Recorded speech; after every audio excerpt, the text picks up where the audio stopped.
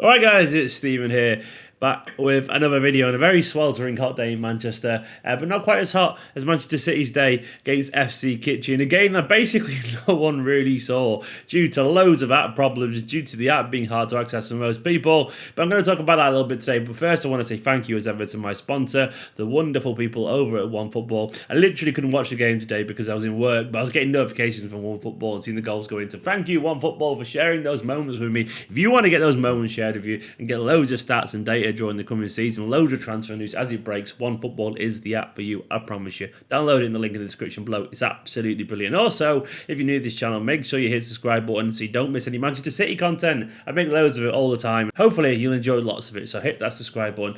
But today I'm going to talk about this game. I'm going to warn you in advance. You know me, I normally like to go through the game in loads of detail. First half, second half, seniors, youngsters, overall, that kind of stuff. I couldn't really do that because I've not seen all the game, to put it simply. I've seen about 40 minutes of the second half due to some bloke streaming it on Periscope. I've not seen the first half because the game's not been able to replay anywhere. I've only seen the highlights of it, so I've got a very fragmented view of the game today, so it's not going to be as in-depth, but I still want to talk about anyway what I've learned from it. Firstly, I'm going to say the lineup was interesting. Obviously, aside from Bravo in goal, which would be Edison, I thought that lineup was pretty much close to what we may see on the opening day of the season. We saw Walker at right back, Stones and Laporte, then Angelino. That could be Zinchenko, admittedly, but it's going to be, that back four is pretty similar. Then we saw Gundogan behind David Silva and Kevin De Bruyne, and then a front three of Bernardo, Sane and Sterling. Now, it could obviously also be Rodri, number 6 there, not Gundogan, but I wouldn't be surprised if Gundogan did actually start. Having said that, Rodri was good when he came on, but I wouldn't be surprised anyway, given familiarity and all that kind of stuff. One thing I know is that we won't see Aguero, Gabriel Jesus play. No, likewise, nothing Fernandinho because of their because of the physical nature of what they've had to do. I don't think they'll be ready at all for the start of the season. So I think this test of playing Leroy Sane, Raheem Sterling through the middle has been a very deliberate ploy from Guardiola to see if we've got someone who can play there while the other two get back to full fitness, because they've both been pretty far in the competition. And I think it was quite telling that we went for a very strong team. I think that was Guardiola genuinely testing out potential lineup. Give or take one or two players there. Rodri, I saw bits of what he did play in the second half. I like Rodri a lot. Someone said online that Rodri reminds of Jorginho, but good.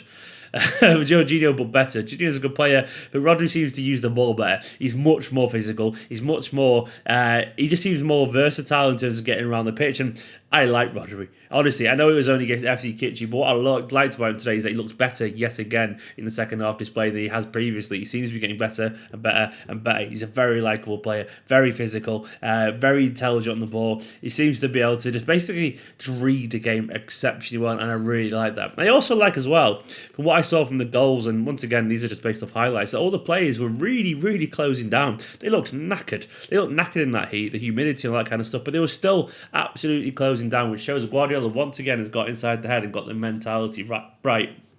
Excuse me, which is what we're going to need to hopefully get a third back-to-back Premier League title. Well, that would be nice, wouldn't it? I couldn't really comment too much on the first half display in general, but I saw the goals. They were absolutely lovely. A great first time pass from Sterling to David Silva with a very cute finish. Genuinely, Sterling's goal as well. What a lovely finish that is. Curls into the top corner. It just shows how much he's improved. David Silva as well, looking good pre-season. I've got to be said, looking very lively. Likewise, Bernardo. I think he started quite slowly pre-season, but what I saw of him in this game looks very, very decent. Also, as well, the goals. Sane, a couple of good goals, worked really hard today, much better than his last performance, from what I can tell and gather online at very least. Once again, I'm trying to read some sources that I trust and see the bits and judge it of the highlights and all that kind of stuff, and his finishes were cool and composed, as they always are with Leroy Sane. In the second half, which I saw most of the second half, so I can comment on that. Once again, it was great to see some of the young lads get on. I thought Tommy Doyle was excellent. More and more every day, that reminds me of a young Kevin De Bruyne in the way he plays the game. Dynamic,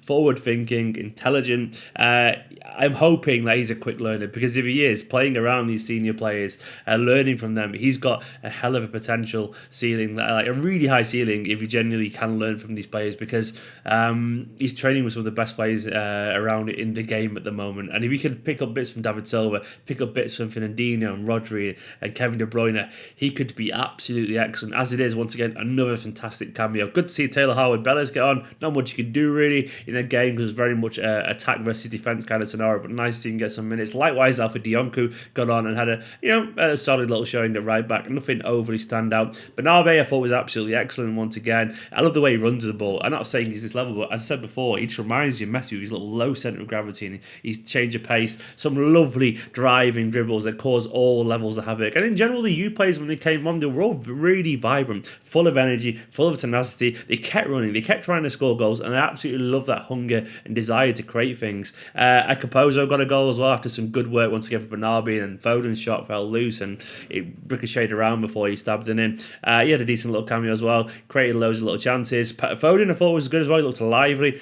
Foden, I think, is actually getting a little bit less wiry. He's getting a bit stronger within his frame, and that's notable. He looks bigger than the lad he was playing 12 months ago, put it that way, in pre-season. And he's going to have a big season, I think. He played mostly left wing, created a bunch of chances, notably a couple for Nabil Touaizi, who scored a wonderful goal for what it's worth. That pass into the bottom corner. A very talented finisher when he's in the mood, Nabil Touaizi. But it was a good little run out for him as well. And in general, who else got on? I can't really remember. But in general, I was really happy with that little display from what I've seen of it. It was a fun game of football. I'm sorry it's not as in-depth as usually is, but, that's all I've got to see from it. Hopefully I'll be able to go watch the game on Saturday and see a lot more. But now, for now, guys, let me know in the comments what you thought of that game in general. Let me know who was a standout in your opinion. I'm going to go now. I'm going to chill the rest of the evening, and hopefully you enjoyed this video. Subscribe if you're new. And at this bit here, guys, my camera just went flat. So you're hearing me talk with no footage, and I'm waving at the camera. Bye-bye.